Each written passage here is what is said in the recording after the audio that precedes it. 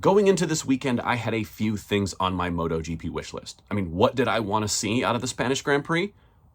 Well, that oddly rhymes. Anyway, what I wanted to see was that first, American Joe Roberts in Moto2 kept up this amazing run of form. I mean, he has been on fire. Secondly, I wanted to see good racing all weekend long. And after the crazy insanity of the sprint with 15 crashes in 12 laps, no one knew what to expect on Sunday. And I wanted to see the title chase in MotoGP get a little tighter at the top. It's no fun for me when one person just runs away with it. But before I jump into whether or not I got all three of my wishes, if you could please hit the subscribe button, help us grow here on YouTube, and I'm very famous for replying to basically every single comment. So say hello. So Saturday at Jerez was a little, let's say, unorthodox. We don't normally see that many crashes in that amount of time, and it was due to damp patches on the racing line and off the racing line.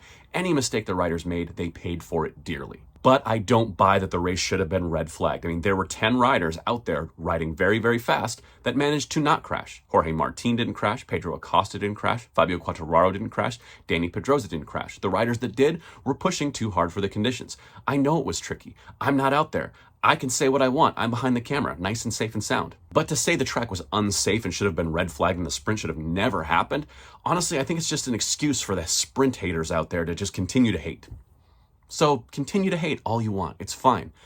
I found it entertaining. Do I want every sprint race to be like that? Absolutely not. But in the story of the MotoGP season, is this an interesting wrinkle? Hell yes it is. But back to Sunday's main Grand Prix, because that's what we're all tuned in for, is the Sunday main race in MotoGP. And it was Marc Marquez, my pick to win the race, that got the whole shot going into turn one. Jorge Martin got a great start, Marco Bezzecchi got a great start, and Brad Binder looked like he got an okay start, but he ended up on the outside and just got punted. And once Brad was running in that mid-pack, it was really kind of race over for him. That's where he stayed. And that's where he was stuck. Pecco Bagnaia, on the other hand, was not going to let himself be stuck. He saw Marquez at the front, Martin at the front, and he knew he had to make up some places. He makes an around the outside double overtake, gets himself into second position, and then it was kind of game on. Martin versus Bagnaia, contender versus contender, heavyweight versus heavyweight. You know where I'm going with this. Martin looked like he had the superior speed, but Pecco Bagnaia also was bringing some aggression today. Martin was trying to make a break, but Pecco Bagnaia was keeping him honest. He was not letting him get away. He was trying to pile the pressure on the race leader, which is kind of all you can do, right? If you can't make an overtake,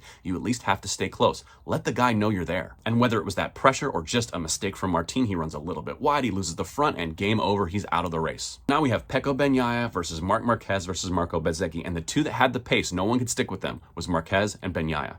And that's where the game of chess began. They started exchanging fastest laps of the race, closing the gap down, Marquez would. Pecco Bagnaia would pull it back out. It was back and forth they go. And this is what I mean by you don't need tons of overtaking to make a race interesting. If you were watching this battle, it was a battle, even though they weren't trying to overtake each other every single lap. And when Marquez finally did catch up, then it was a battle. They were exchanging blows, they were rubbing elbows, they were rubbing tires on leathers. Even after the race, Marc Marquez said it was a really fair battle. That's the kind of racing he wants to be involved in. Two guys being very aggressive, fighting for position, but staying upright. And at the end of the race, it was Pecco Bagnaia's amazing speed that Marc Marquez just couldn't deal with. He sets the fastest lap at the end of this frickin' race, takes the checker flag first, Marc Marquez gets second, and Marco Bezzecchi back on the podium.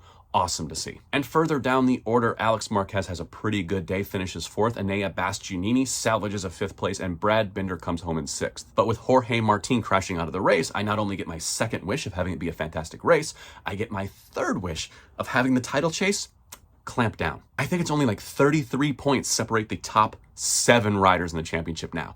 Game frickin' on. And how did my first wish pan out? The Moto2, the Joe Roberts, that one? Well, Joe Roberts didn't qualify very well. He started off the race in 11th position on the grid. And by the end of lap 1, he was in 12th.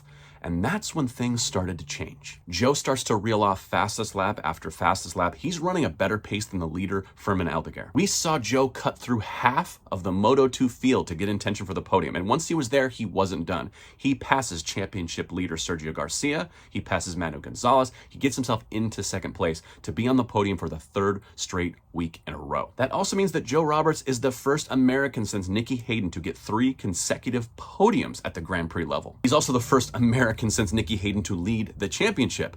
And how many points does Joe Roberts have this season? 69 points. A little tip of the cap to number 69, Nicky Hayden. So yeah, I got all 3 of my wishes for this MotoGP weekend. How did you do?